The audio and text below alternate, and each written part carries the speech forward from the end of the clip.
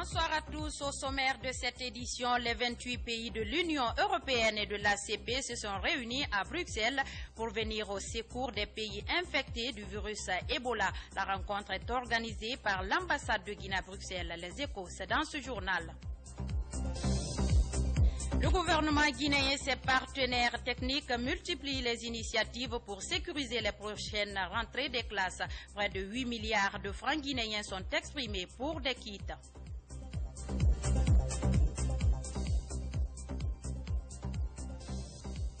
Comment arrêter les feux de brousse sur le massif des Monimba? Le problème préoccupe le centre de gestion environnementale des Monimba Simandou avec l'appui de la Société des mines de fer de Guinée.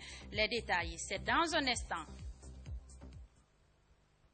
L'info en temps réel, c'est sur la RTG Boulbiné. À tous, une fois encore, bonsoir, bienvenue et merci de nous choisir pour vous informer. Comme annoncé dans les titres, les 28 pays de l'Union européenne et de l'ACE se sont réunis à Bruxelles pour venir au secours des pays infectés du virus Ebola. C'est une initiative de l'ambassade de Guinée à Bruxelles. Compte rendu Seydou Bangaï.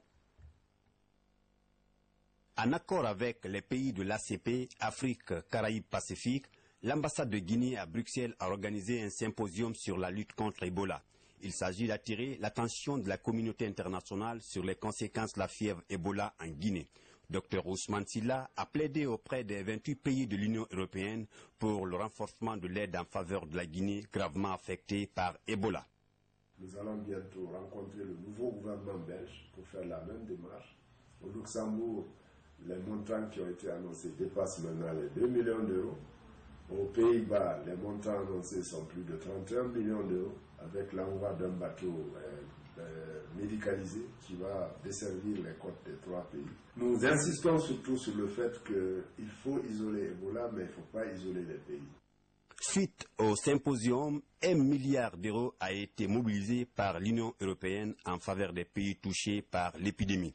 Le diplomate guinéen a tout de même lancé un appel en faveur du renforcement des structures sanitaires des États affectés. Ce que nous souhaitons, c'est que, et nous l'avons dit durant le symposium, c'est une aide directe à nos gouvernements, une aide directe à nos pays, pour renforcer immédiatement nos systèmes sanitaires, former nos infirmiers, former nos infirmières, former des médecins, essayer de faire la sensibilisation, parce que la meilleure prévention contre Ebola, c'est l'information, la communication et la sensibilisation de nos populations dans nos langues nationales. L'ambassadeur de la Guinée à Bruxelles a sollicité l'organisation d'une conférence internationale sur Ebola. Dr Ousmane Sylla a aussi remercié les compagnies comme Royal Air Maroc, Air France et Bruxelles Airlines pour le maintien de leurs vols vers les pays touchés, dont la Guinée. De Bruxelles, retour à Conakry où le gouvernement et les partenaires techniques multiplient les initiatives de sécurisation des concessions scolaires contre Ebola. Près de 8 milliards de francs guinéens de besoins pour les kits de lavage de mains sont exprimés et plus de 12 000 thermoflash pour l'ouverture prochaine des classes. Le point avec Amadou Touré. Faire le point des activités à réaliser avant l'ouverture des classes, c'est l'objectif de cette rencontre entre les départements du secteur de l'éducation et les partenaires techniques. À l'analyse des résultats de la commission technique, il ressort la mobilisation de près de 8 milliards de francs guinéens uniquement pour l'achat des kits de lavage de mains devant être installés dans les écoles. Certaines organisations ont ciblé leur zone d'intervention. Pour la rentrée de classe, nous avons participé à plusieurs rencontres avec les ministères partenaires de l'éducation. Des zones ont été définies et des besoins ont été signifiés. Nos zones d'intervention couvrent 7 préfectures, à savoir les préfectures de Forcaria, Télimilé, Koundara, Mamou, Dinguiraï, Mali et Koubia. Au-delà des kits de lavage de mains, un besoin de 12 000 thermoflash a été exprimé. Pour plusieurs membres de la commission, ce nombre est loin de couvrir les besoins des... pays dont l'effectif est estimé à plus de 4 millions d'individus. Il faut retenir l'engagement des partenaires techniques à accompagner le gouvernement pour la riposte à la fièvre hémorragique et précisément dans le secteur éducatif. Nous sommes convaincus que tant que les enfants sont à la maison, ça ne fera que stigmatiser ces enfants, mais aussi les parents, et le gouvernement en fait une priorité. C'est une préoccupation pour tout le monde, la rentrée scolaire, mais je voudrais rassurer la population que le président de la République, le gouvernement aussi en a le souci, raison pour laquelle nous sommes en train d'œuvrer à fond pour qu'avec les partenaires techniques et financiers, que tout soit mis en place afin que nous fixions de façon claire et très simple définitive la rentrée scolaire. Les raisons de l'ouverture de l'école française ont été évoquées par le ministre de l'Enseignement préuniversitaire et de l'Alphabétisation. Selon Dr Ibrahima Kourouma, l'école Albert Camus, qui a repris les cours depuis début octobre, ne relève pas du système éducatif guinéen. L'éradication de la fièvre à virus Ebola, l'association des ressortissants de Beila résidant à Conakry en fait son problème. Elle vient de faire un don de kits sanitaires et une enveloppe symbolique à la population de leur localité. Le geste vise à préserver la santé des citoyens de Beila contre l'épidémie d'Ebola. Mohamed Kourouma rentre de Beila, suivez son reportage. Bouter l'épidémie à virus Ebola hors du Konya, telle est la mission des fils et filles de Beila résidant à Conakry. Des centaines de kits sanitaires viennent d'être acheminés par l'association des ressortissants de Beila à Conakry dans la préfecture. Dans la même lancée, 17 millions de francs guinéens ont été dégagés pour la prise en charge des familles victimes d'Ebola. Face au conseil donné par le président de la République, la coordination préfectorale, les ressortissants ont décidé de s'investir sur le terrain.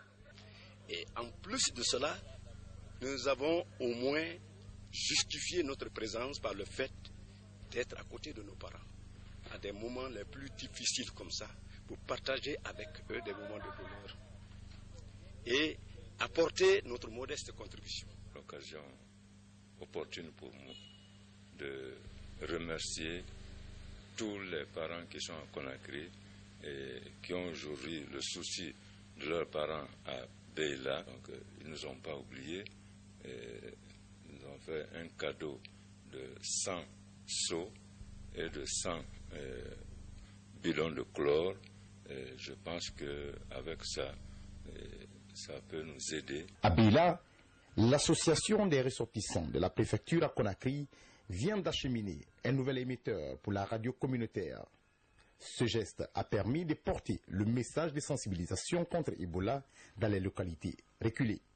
Des actes qui ont permis un changement de comportement à Beila. À Beila, vraiment, depuis qu'on a entendu ces sensibilisations et nos jeunes ici est en train de sensibiliser la population de Beila, vraiment tout le monde l'accepte et tout le monde le pratique. Quand on a constaté l'épidémie, on a pris l'initiative de prier Dieu et faire des sacrifices. Et ensuite, on remercie la délégation de leur sensibilisation sur le terrain.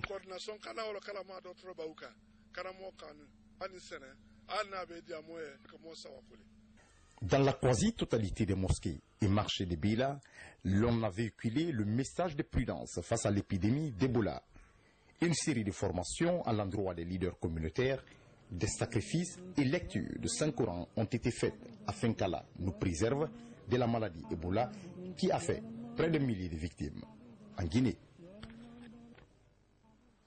Nous restons toujours dans le registre d'Ebola pour dire que certains documents datant du passé font cas de pathologies qui présentent des signes apparents à ceux de cette maladie. À propos, nous vous invitons à suivre Dr Lamine Koivogi, directeur de l'Institut national de santé publique, au micro de Cheikh Sanoussi Sanko.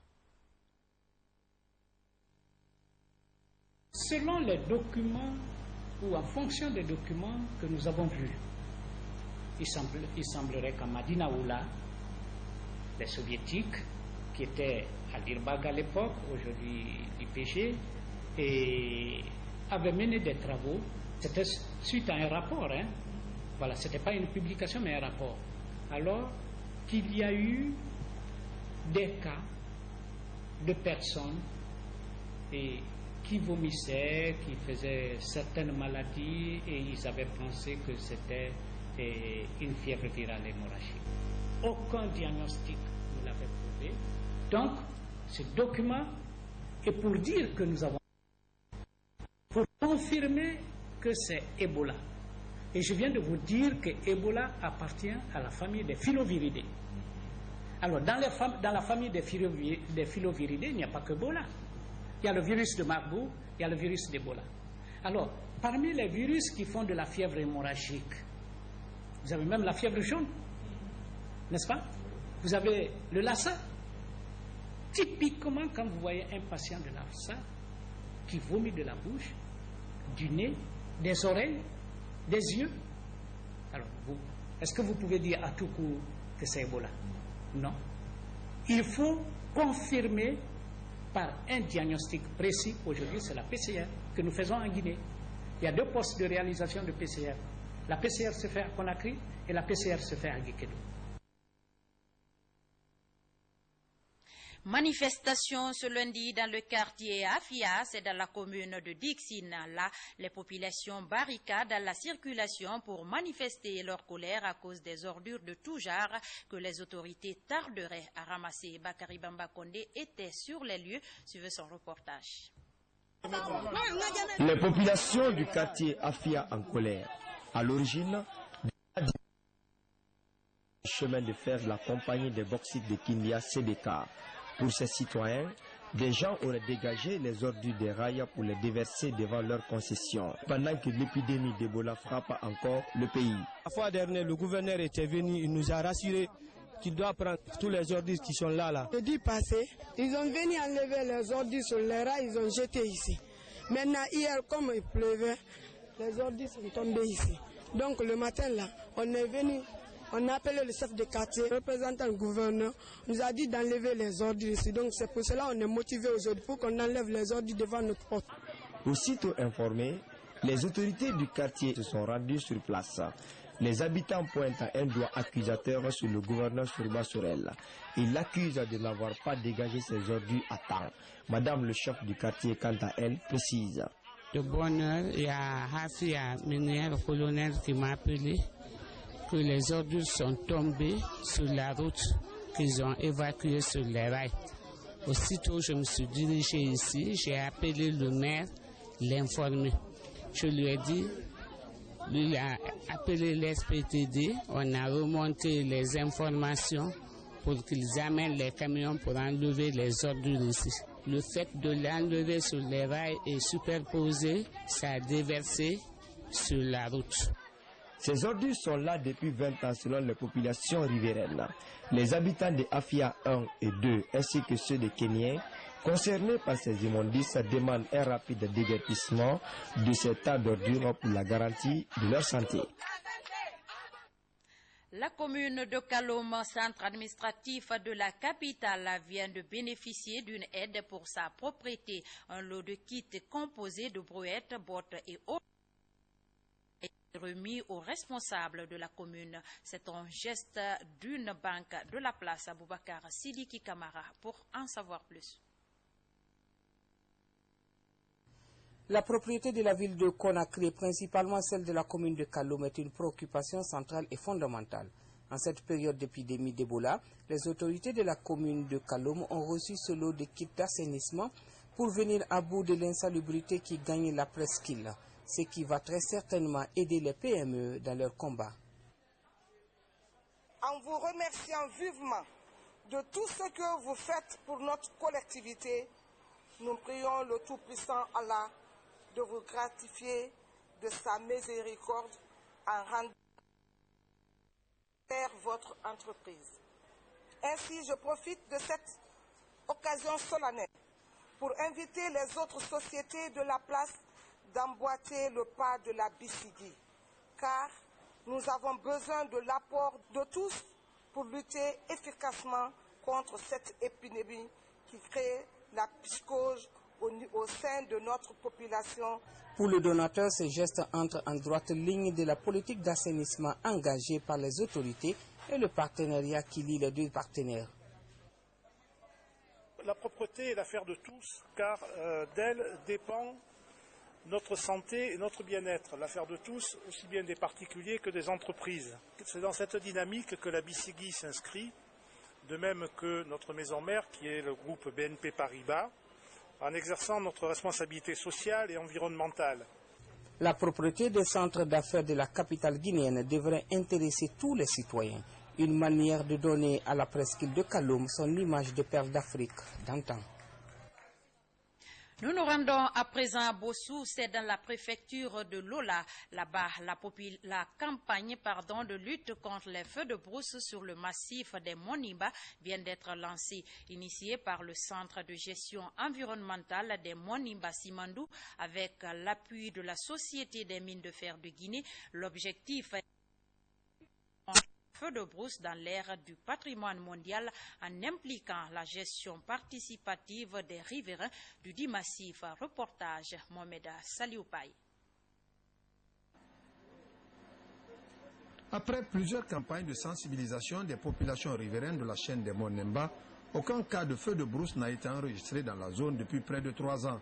Voilà pourquoi les populations de Nyan, Serengbara et Tio, dans la commune rurale de Bossou, se sont massivement mobilisées pour organiser cette fête afin de s'approprier des attentes du Centre de gestion environnementale des Monimba Simandou, CGEN. C'est pourquoi la Société guinéenne d'exploitation minière, la SFFG, nous a appuyé, le Centre de gestion de l'environnement des Monimba pour organiser des cérémonies de remerciement, d'encouragement des communautés qui, dans leur méthode de culture, qui, dans leur conduite au niveau de leur terroir, dans les différents villages, combattent le feu de brousse. L'autorité préfectorale, pour sa part, la protection de l'écosystème avant de donner des messages clés sur la prévention de la fièvre hémorragique à virus Ebola. Il importe de rappeler que la chaîne des Monimba est un patrimoine mondial de l'UNESCO qui mérite d'être protégé contre les actions anthropiques des populations riveraines. Voilà, mesdames et messieurs, comment s'achève cette édition d'information. À tous, merci de l'avoir suivi. Je vous retrouve demain avec le même plaisir. D'ici là, passez d'excellents moments en compagnie des programmes de la RTG Boulbiné, où que vous soyez dans le monde. Au revoir et bonsoir.